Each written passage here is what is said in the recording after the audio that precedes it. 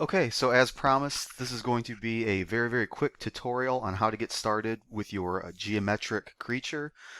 This can be completely designed on your own, or you can do what I'm about to do and find an image that you kind of want to trace over. It doesn't matter.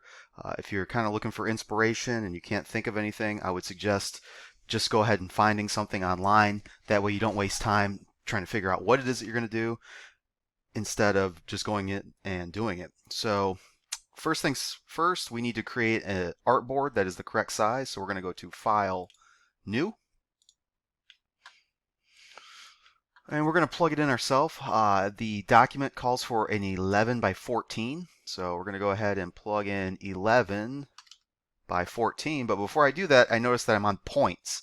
Now points can be very good for other types of documents. It's much more precise, but inches are really what we're going to focus on. And remember, pixels would be for any type of online system, so televisions, web screens, iPads, phones, whatever. But inches will be just fine. So we're going to make sure that inches is plugged in, and that's 11 by 14 inches. Color mode CMYK, that's fine. You can see the resolution set to 300, so this is good. This is what we're looking for, and choose Create. Now I went ahead and found an image that I'm going to work from. So I'm going to go to File, Place. So basically what I did is I went online and I saved an image. I saved it to my downloads. So I'm going to go to File, Place, or Control-Shift-P. And now you need to find that document that you saved. I said that mine's on the downloads, but I think I actually saved it to the desktop.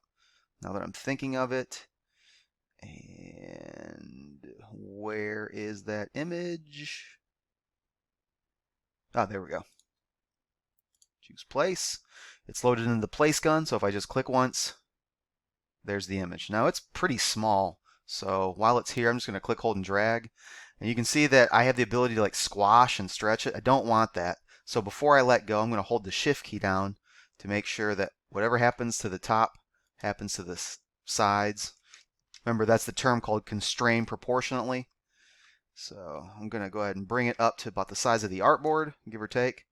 And once this thing is vector, it doesn't really matter how big it is, so that'll be fine for right now. Go ahead and click off of it, and there it is.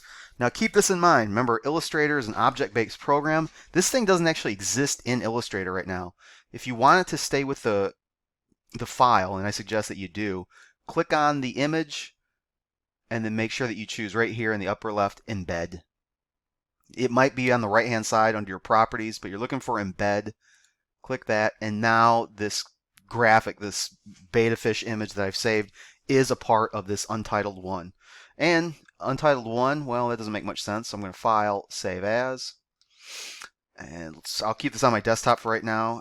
Remember, we label everything our last name, and call this beta.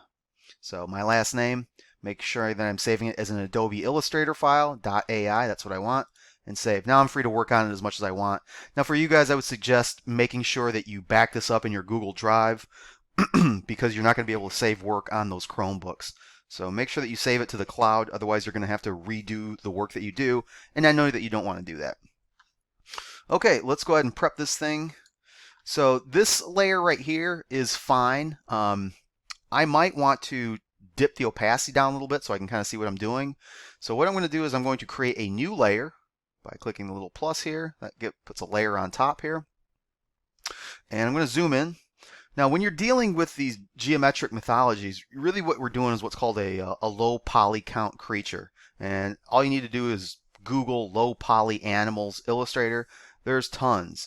Some are super stripped down, some are very complicated. So it's up to you kind of what you want to do with it. But in my opinion, the ones that do the best are the ones that really take into account the volume of the creature. So in this case, this fish's head is closer to me than the tail. The shapes that I put together should kind of reflect that. Also, the shapes that you make should try to go kind of around the same angle to kind of give that illusion of depth and volume. I'll show you what I mean. You can use any shapes you want. I particularly think that triangles look the best. I don't know. I can't really explain why. But I'm going to start with the pen tool here. And I'm going to zoom in a bit. And two things. I'm going to Probably dim this layer right here. I can double click the layer 1 where the layer has been placed. And when I do that, it gives me the ability to dim it. 50%, that sounds okay. See what that looks like. That way I can just see through it a little bit. And then I'm going to lock the layer down by just clicking the little lock icon. I want to make sure that I'm on layer 2, and now I'm ready to get started. Guys, it doesn't matter at this point what color your fills are or if you've got strokes and things like that, because you're going to change them. So what I'm going to do is I'm just going to change to no fill, and I'm going to change my stroke because I can't really see white on white. I'm going to change it to like a bright magenta, and maybe even drop the weight of the stroke down to like 0.5. Okay, I'm ready. So I'm trying to look for shapes that would be easy to kind of mirror. And again, I'm trying to think in terms of triangles. So I'm just going to start here.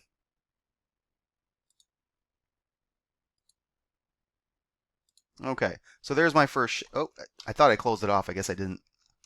I am going to want to try to make sure that all these shapes are closed. All right, so there's my first shape. And that's exactly how I'm going to go through this. I don't want to click on a pre-existing one because it will end up deleting it. So if you need to start a new shape, and you will, just click somewhere else.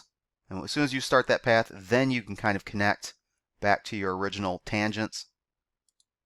All right, so this is kind of coming along okay. Maybe I'll try something over here.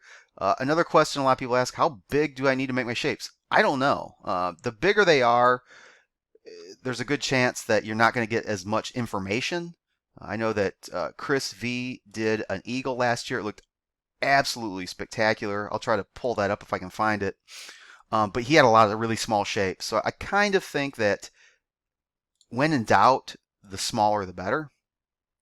But you guys will have to be the judge. All right, I'm going to pause it here and get some work done, and I'll show you the next step. Okay, I've got a little bit more done now. Nowhere nearly as much as I need to consider it, done. But you can kind of see where I'm going with this. And this is what I was talking about trying to kind of match the perspective, the angle of the shapes themselves. If you end up making it look super flat, it's going to look like stained glass, and it doesn't look right. So really try to think about the angle that you want to take with your shapes. And, if you're trying to make something round that's coming at you, then those shapes would kind of go in that direction. All right, it's time to start coloring. This step should be pretty easy. That underlying layer is still locked, so what I can do is I could just rubber band select these. Now the colors don't have to be realistic. In fact, maybe it would be better if they're not. But I do want to get rid of the stroke. I don't think that these projects look very good with strokes. If you disagree, I'd be curious to see what you're able to come up with. I'm going to start with kind of like an orangey color, something like that. And then I think from here, I'm going to start transitioning some of these colors into like more of the blues that I see here. Feel free to use the color picker if you want to make them, 100% the same. You can absolutely do that. I'm going to choose to have a little bit of fun with it and drop these towards like a softer blue. And maybe I'll do that for these right here. Just grab those, get that eyedropper, something like that. Now, if all of these colors were the same, you wouldn't even really be able to tell that you've done shapes at all. So you do want to eventually start adding depth. So my suggestion would be, in order to add some type of variation between these, is I'll grab this, and you can use your color guide here. With this color in focus, if I simply click it right here to set the base color, and then on the left it gives me shades, on the right it gives me tints. So I see I can kind of like offset those a little bit. Grab this and maybe start to tint these out a little bit, or go the other way, kind of shade them in just a little bit depending on what you're trying to do. So that right there is already starting to look kind of interesting. You can kind of see where it's going here. The last thing that you're going to need to do as soon as your document is done, and I think I'll do another demo on how to do gradients and blends, but I did want to just get things started very simply, is you're going to have to do alternate color schemes. So I'll tell you what, it's 10 minutes in. Let's go ahead and stop this now. Part 2 will deal with the other 3 artboards, how to use gradients and how to use blends, but this should be a pretty good place to kind of get started to build out your creature. So let me know if you have any questions.